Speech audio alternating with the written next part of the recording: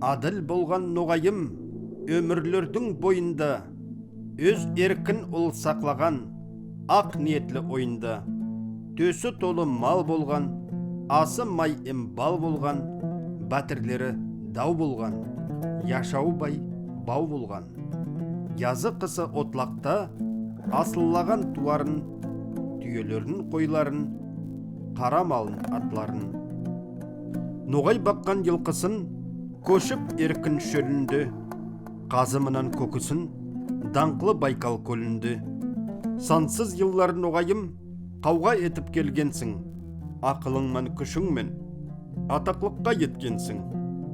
Йойылса да әуелгі, өкіметің көп затың, құрытпаға бермедің, терен кеткен тамырың.